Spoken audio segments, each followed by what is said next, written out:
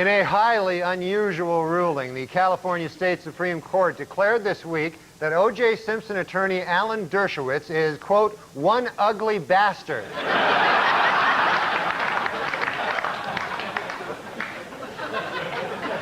Meanwhile, Simpson Dream Team attorney Alan Dershowitz was back in the news this week, and good Lord is he ugly. Take a look at the guy. I mean, this is an ugly, ugly guy. No two ways about it. An ugly character. All right. It was reported this week that Simpson prosecutors Marcia Clark and Chris Darden often passed sexually explicit notes back and forth at the trial. Notes which discussed each other's, quote, turn-ons. And according to the notes, both Darden and Clark are turned on by the same freakish thing, Alan Dershowitz.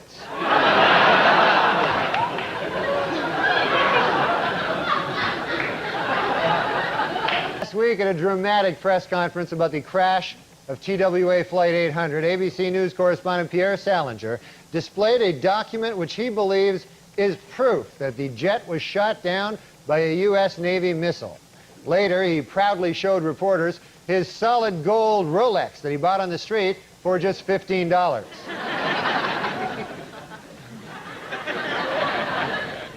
That's one ugly bastard, isn't it? Washington Power to some Mary Madeline and James Carville are expecting their first baby in July. No one knows if the baby will be a Democrat or a Republican, but doctors are sure of one thing. It will be weird looking.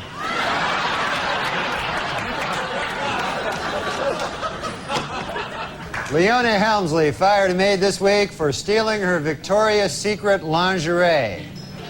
And you think she looks hot here, huh? Imagine, if you would, with the... This week, President Clinton made history when he nominated Madeleine Albright to be first female Secretary of State. Responding to critics who say that she is not the best choice, the president insisted, quote, she looks a lot better after a couple of drinks.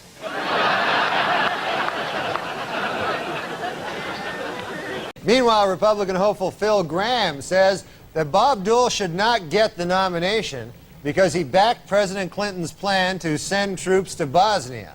Dole responded that Gramm should not be nominated for president because, well, look at him. Take a gander at the fella. Incidentally, Ms. Maston will be represented in her civil suit by feminist attorney Gloria Allred, who is also quite unattractive.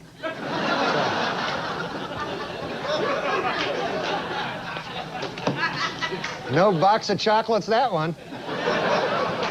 The most famous vineyard in France, Chateau Mouton Rothschild, has been getting complaints about a new wine label which features a sketch of a naked woman. It should be noted, however, that the sketch is of Sally Jessy Raphael.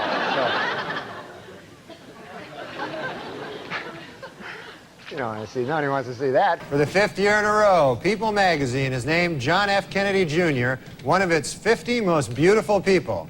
Meanwhile,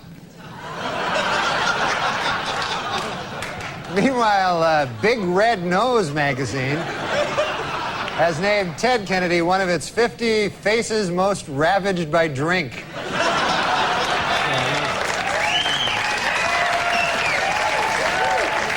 Former Interior Secretary James Watt was indicted this week for still having a large light bulb-shaped head.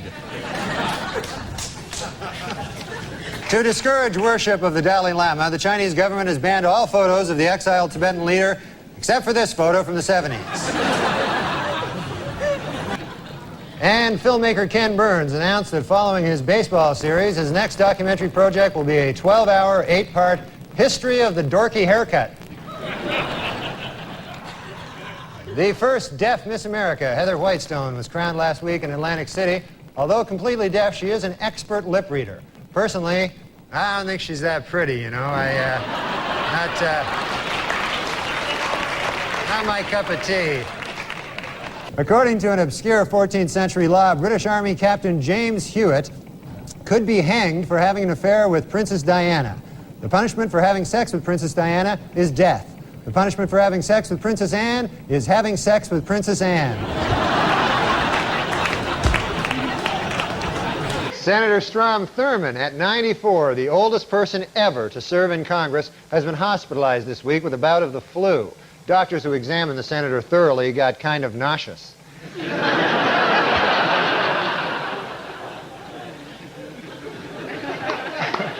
No matter how hard he tries not to, House Speaker Newt Gingrich just continues to scare the bejesus out of little kids. In a recent interview, tenor Luciano Pavarotti says that he is so in love with his new girlfriend that he likes to run nude on the beach with her. Read all about this in this month's issue of Things That Make Me Vomit.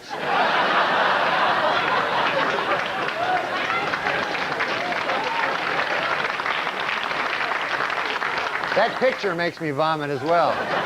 A new development in the Marv Albert story. This week, his accuser, Vanessa Perhatch, decided to go public, allowing news agency to print her name and picture.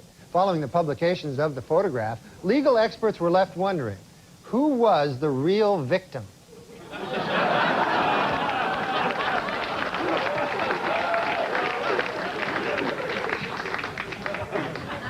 Not easy on the eye.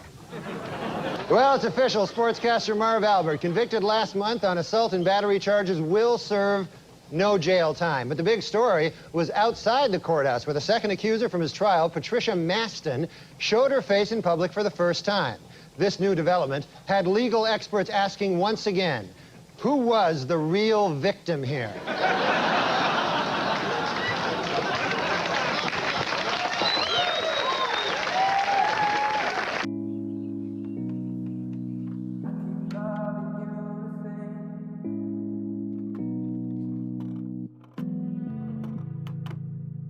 It's been a while, and I still like the way you look at me, because I keep loving. A celebrated Hollywood cosmetic surgeon, whose clients include Michael Jackson, Phyllis Diller, and Joan Rivers, has been accused of fondling patients while they were under anesthesia.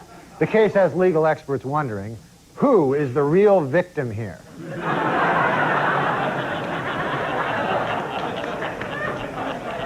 This week, a milestone in rock music. R.E.M. drummer Bill Berry has announced that he is quitting the band. Berry, who has been with R.E.M. for 17 years, says the decision to leave was entirely mutual between himself and his giant eyebrow. They talked it over and they decided it was best for both of them.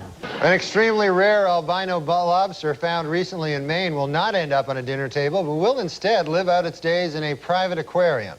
The lobster has already been flown from Casco Bay to Texas, where it will be lovingly cared for by rock legend Johnny Winter.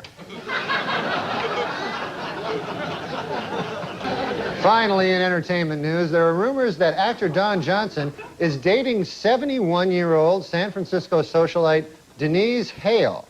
An observer who spotted the couple necking in a restaurant will have trouble getting an erection for the rest of his life.